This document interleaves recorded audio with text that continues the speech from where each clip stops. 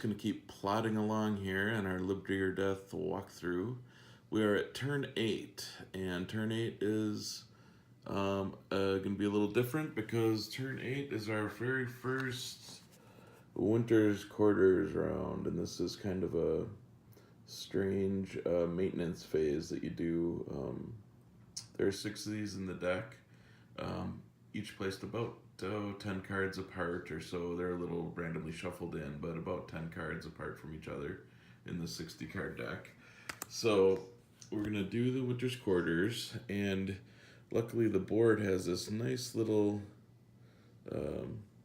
track here that you can follow.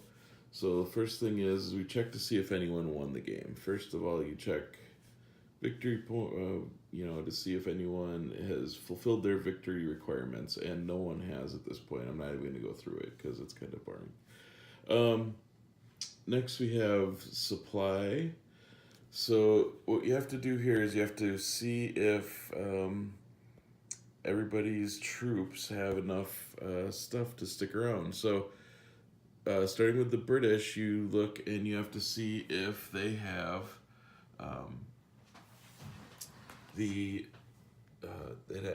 where they have troops. So Virginia, Pennsylvania, Boston, New York, Connecticut, all those places, they have to have both control or either control of the territory or city, or they need to have a fort in that area. And so for everything for the British, as far as I can tell here, they do not have a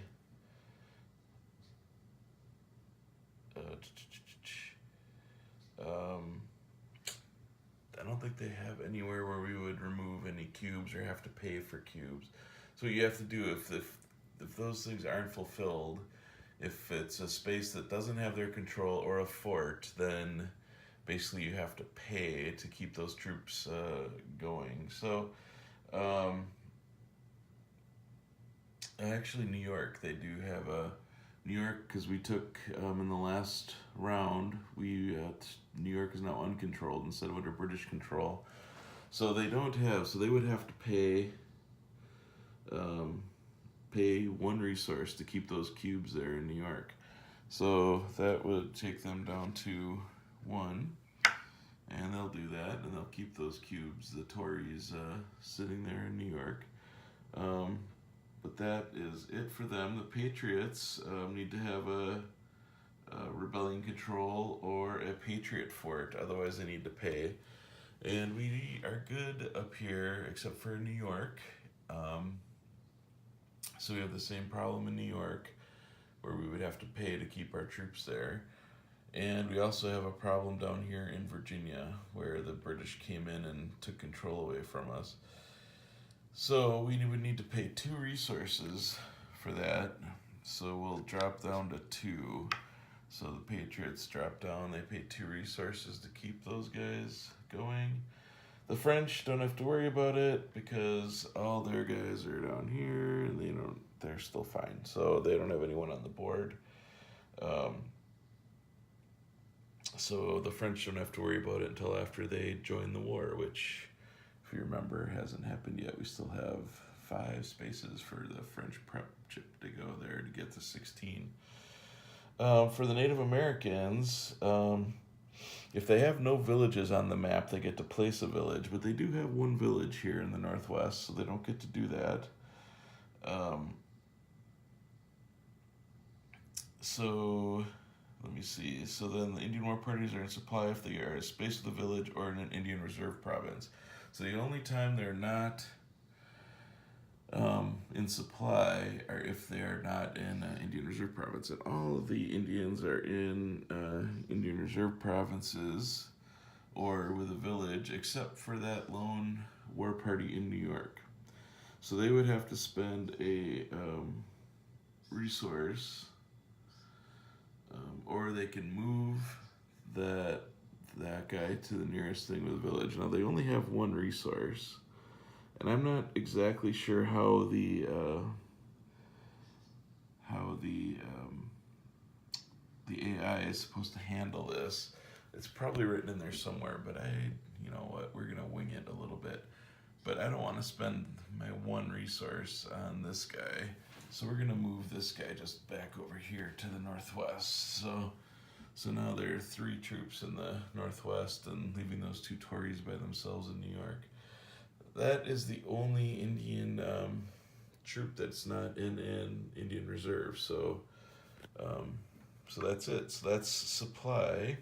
And then we would do stuff down here in the West Indies if we had to worry about that, but we still don't have anything going on down there. So we don't have to worry about it. So the next thing we do is do resources. So the British get the number of British forts plus population of non-blockaded British-controlled cities. So the number of forts they have on the board is 4. We can see that real easy just by looking at the available forts they have left. And then it's non-blockaded cities. None of them are blockaded. So the population of all the British-controlled cities is 1 up there for Quebec City, 1 for Boston, 2 for New York, so that's 4, and 5 for Charlestown. So 5 total, plus the 4 forts gives the British 9 resources. So they go from 1 all the way up to 10 resources, which is crazy. They're rich. So now on the other end of that spectrum are the Native Americans, who only get resources equal to half the number of villages on the map rounded down. Well, they only have 1, so round that down, so they get 0 resources. That's why they're stuck at 1, which is why I didn't really want to spend that resource to keep that war party in New York. So the Patriots get the number of Patriot forts with half the number of rebellion-controlled spaces. So they only have 1 fort on the map, and rebel-controlled spaces are 1, 2, and 3 at this point. So half of that rounded down is 1, so they will get 2. Patriots get 2 resources. And for the French, it's pretty easy, because before we play the Treaty of Alliance, they get 2 times however many squadron markers they have in the West Indies, so they get 6. So they are up here with the British at 10. So they have all the money, and that's that. So we're done with resource, so we move to support. And I think next time we do Winter's Quarters, I won't go through all this. I'll just do it and give you guys a summary, but I wanted you to at least see how this worked the first time through. Okay, so reward loyalty. So in this thing, they can spend resources, the British, to move anywhere where they control it, and there's at least a Tory and a regular. They can spend resources to move areas they control towards support, which they want, because they want to have at least 10 more support than the Patriots have opposition. So, and they have 10 resources, so why not spend all of it, right?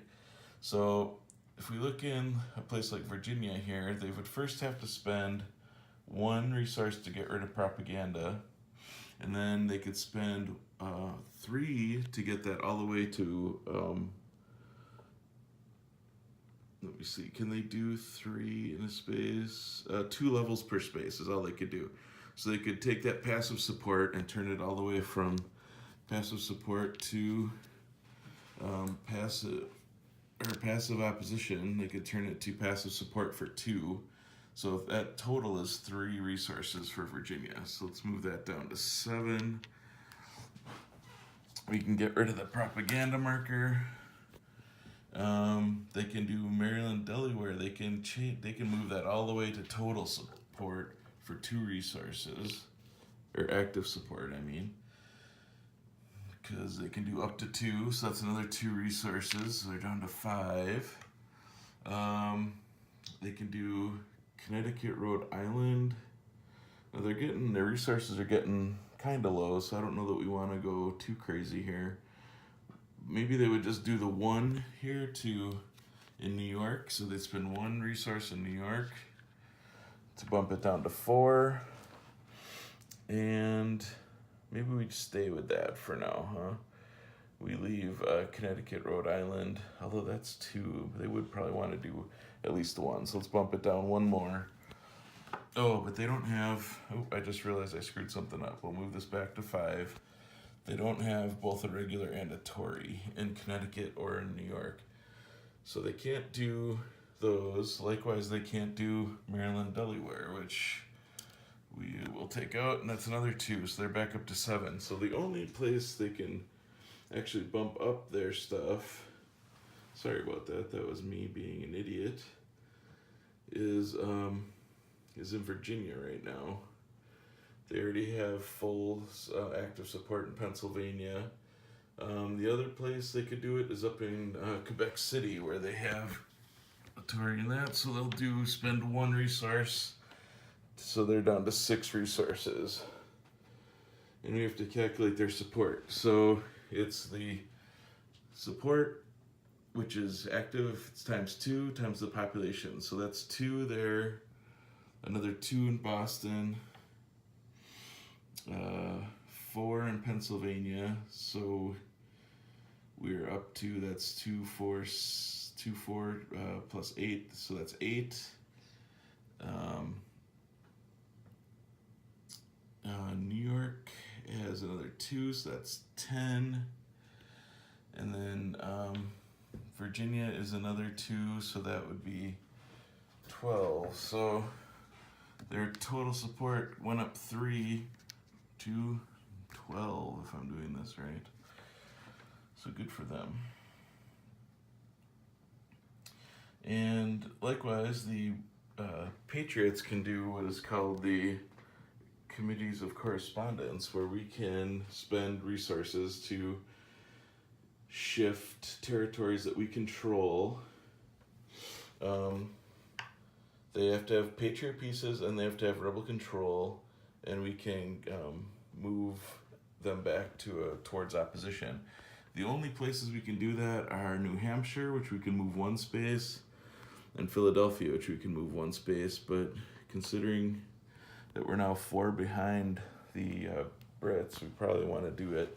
So we are going to do both in New Hampshire and Philadelphia will do active opposition, so that adds another 2 to our total opposition and bumps down the Patriot resources to 2, so it's getting tight. If this was the 6th Winter's Quarters cards, if we were at the last Winter's Quarter, the game would end here and we'd score and see who won. It's not going to happen. Redeployment, the first thing we have to do is change leaders. So we look at the card to see, and French are the first faction on the next card, so they would have to change their leader, who is currently Rochambeau. But before the Treaty of Acquisition is played, they will not change Rochambeau, so he gets to keep his job, and no leader gets changed this turn. So leaders can redeploy. I think we'll just skip that. Basically, that just means you can move your dudes around, but they're all fine, I think, where they are. So we'll keep them where they are and not think about it too hard. And here's something we do have to think about, is the British release.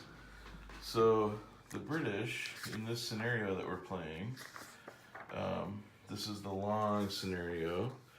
So the British have a release date schedule. So in the first Winter Quarters round, there's 6 regulars and 6 Tories get released. So we'll come around here, and here we have the unavailable, and we'll move 6 Tories and 6 regulars from unavailable to available. So they're going to have some more guys that they can bring on the board. So good for them.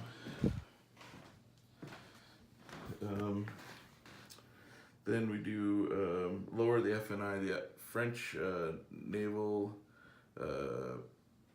intervention. The FNI here is already at 0, so we don't have to worry about that.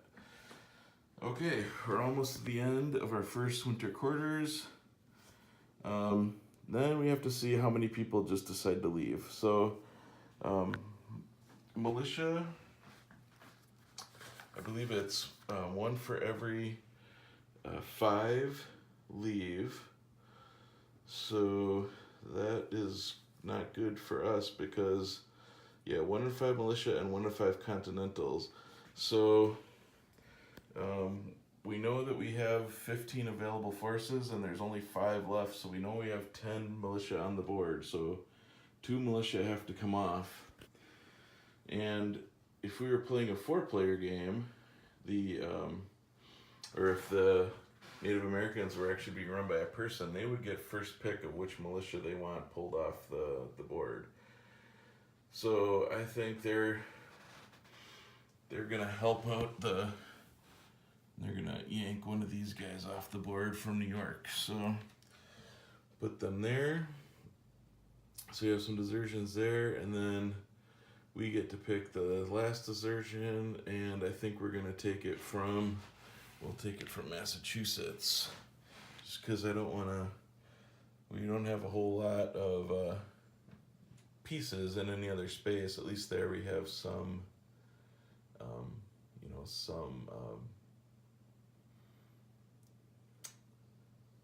a little bit of leeway. At least we have, 3 other pieces in there and a fort. So anyway, might not be the smartest move, but that's what the militia is going to do. So we had some deserters here over the winter. The Continentals are the same. Those are the blue cubes. I only have 1 on the board, though, 1 in Massachusetts right now. So it's 1 out of every 5 rounded down. So none of our Continentals leave. But then Tories do leave. So it's the same 1 in 5 Tories. And let me count the Tories here. We have 1, 2, 3, 4, 5, 6, 7, 8, 9, 10, 11, 12, 13, 14, 15, 16 is what I'm counting. Let's do that one more time just to make sure. So I have 1, 2, 3, 4, 5, 6, 7, 8, 9, 10, 11, 12, 13, 14, 15, 16. Yeah, I counted 16 again. So all the way from Quebec at the top and Quebec City all the way down to Charlestown, I count 16. So that means 3 Tories have to scram, and the French would get first pick. So the French, I think, would maybe take one of these guys out of New York, and that would make New York a continental controlled territory, right? So then 2 more, and these would both be, the British would pick these last 2 up. So I think they'll take 1 from Pennsylvania. They're not too worried about that. And maybe 1 from Quebec, because there's really nothing happening up there. They don't need the extra troops. They're fine. Everything's good up in Quebec. So that's the 3. So everyone had some desertions. And then we reset the board. And this is kind of a maintenance phase. So all the raid or propaganda markers get yanked off the board. So we have 1 in New Hampshire, and we have 1 down here in Philly. Those both go back in the cup.